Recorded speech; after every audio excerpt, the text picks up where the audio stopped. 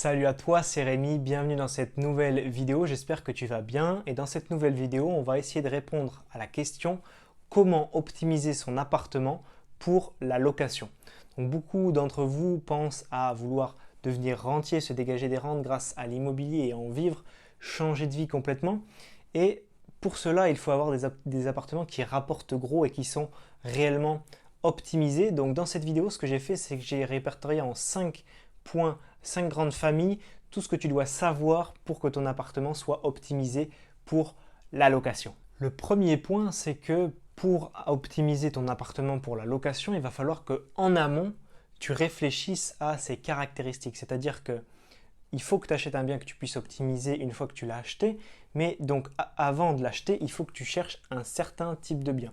Les types de biens que je trouve qui sont déjà optimisés de base pour la location, c'est tous les biens qui sont petits par type.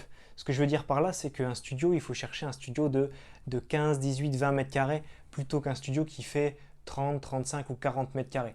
De même pour un T2 qui peut accueillir jusqu'à 4 personnes en location courte durée par exemple, autant aller chercher un T2 qui fait plutôt 30, 32 mètres carrés plutôt qu'un D2 qui fait 45 ou 50 mètres carrés. Pourquoi? Parce que le prix à la location ensuite il sera le même, parce que tu pourras accueillir 4 personnes dans un T2 de 30 mètres carrés ou dans un T2 de 50 mètres carrés mettons, et cependant tu auras acheté dans le deuxième 20 mètres carrés supplémentaires. 20 mètres carrés supplémentaires à 3 000 € le mètre carré, tu fais le calcul rapidement, ça fait 60 000 € de plus à débourser et forcément ta rentabilité elle va être impactée. Donc ça c'est très important, c'est de chercher des petits biens par type de bien, c'est-à-dire des petits studios, des petits T2, des petits T3, etc. De même, si tu veux faire de la colocation, vaut mieux avoir 3 chambres dans 70-80 mètres carrés plutôt que 3 chambres dans 120 mètres carrés. Ou alors, à ce moment-là, ce qu'il faut essayer de faire, c'est de créer d'autres pièces, de créer des chambres, de créer 2 autres chambres dans un 100 mètres carrés, de créer une chambre supplémentaire pour créer un T2 dans un studio qui fait 30 mètres carrés par exemple.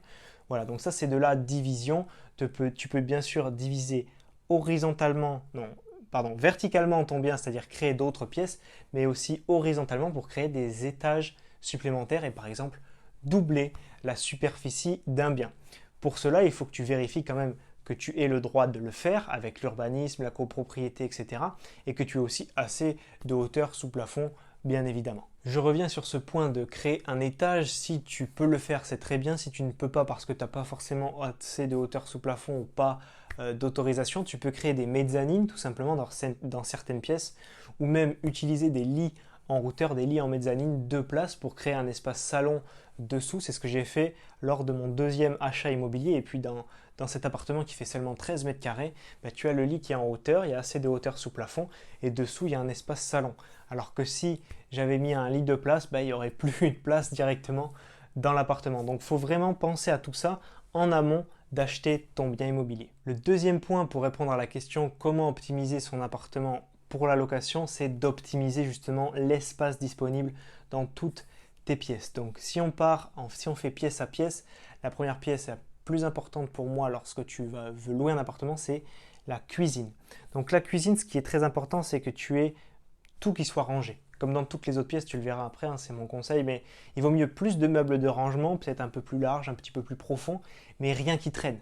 Même si tu peux optimiser, par exemple, il te reste un bout de mur, tu mets des crochets, tu pends des ustensiles, bref, rien qui traîne, beaucoup de rangement.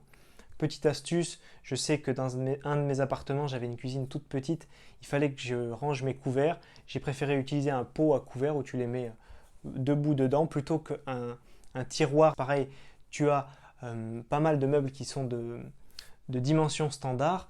Pense à rechercher sur internet s'il existe des meubles ou des appareils électroménagers un petit peu plus petits. C'est ce que j'ai fait avec l'histoire d'un frigo. Les frigos standards petits qui se mettent sous un plan de travail de cuisine, ils font 60-64 de large. J'en ai trouvé un qui faisait 48,5 cm par exemple. Tu peux également utiliser des étagères si tu as un petit peu d'espace perdu. Et au niveau des portes et des ouvertures, essaye de prendre des portes coulissantes. Alors c'est peut-être pas facile dans une cuisine, mais au moins des portes glissières. C'est-à-dire que la porte, elle se décale comme ça. Je ne sais pas si tu le vois bien. En gros, elle va se décaler, elle va s'ouvrir le long. Ce sera beaucoup mieux que d'ouvrir une porte battante classique. Donc ça, c'était pour la cuisine. Ensuite, il y a certaines règles qui vont rester pour la salle de bain et toutes les autres pièces. Ça va être toujours d'avoir peut-être plus de meubles, mais moins de bordel pour ton locataire, pour les personnes qui vont louer ton appartement. C'est-à-dire qu'il vaut mieux qu'il y ait un peu plus de meubles, que ça ait l'air un peu plus entassé avec pas mal de meubles, mais que tout puisse rentrer dans ces meubles, que tout soit rangé et tout soit clean, c'est très important. Donc par exemple, dans la salle de bain, je continue sur les pièces, tu peux prendre un miroir, tu vas mettre un miroir devant ton meuble vasque. Ce miroir, au lieu de le prendre épais comme ça parce que c'est un simple miroir, tu le prends épais de 15-20 cm et à l'intérieur, tu as quelques petites étagères et tu peux mettre tout ce que tu veux, du parfum, du dentifrice, bref, tout ce que tu as envie d'y mettre.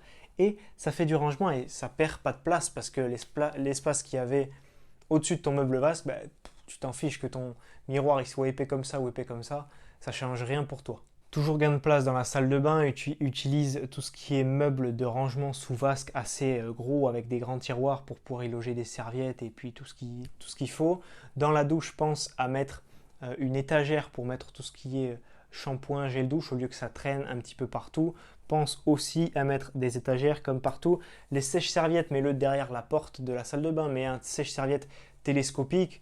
Quand tu t'en sers pas, tu le laisses contre le mur. Quand tu t'en sers, tu le détends. Ça peut toujours servir et c'est toujours bien d'optimiser l'espace pour louer un appartement. De même pour les espaces communs, les chambres, les bureaux, les salons, peu importe la taille de ton appartement, essaye toujours d'optimiser l'espace, de prendre des grandes armoires où tes locataires pourront ranger tout ce qu'il leur faut, des tables basses avec rangement, des lits coffres pour qu'ils mettent toutes les affaires dont ils ne se servent pas très souvent. Par exemple, tu mets tous tes draps, tes affaires de ski, je ne sais pas, tes manteaux quand on est en été, bref.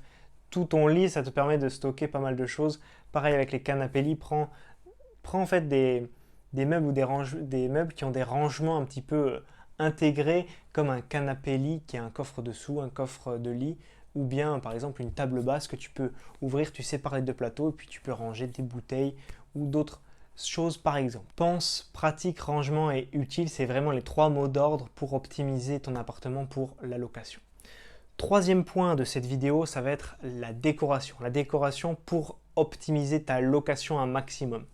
Donc au niveau de la décoration, ce qui est très important, c'est la couleur. Donc la couleur des murs, la peinture que tu vas mettre sur tes murs, par du blanc. Toujours du blanc, un maximum de blanc pour que ton locataire puisse se projeter dans ce bien et se dire ok, moi j'aime pas le jaune fluo, il y a du jaune fluo sur les murs, comment je fais?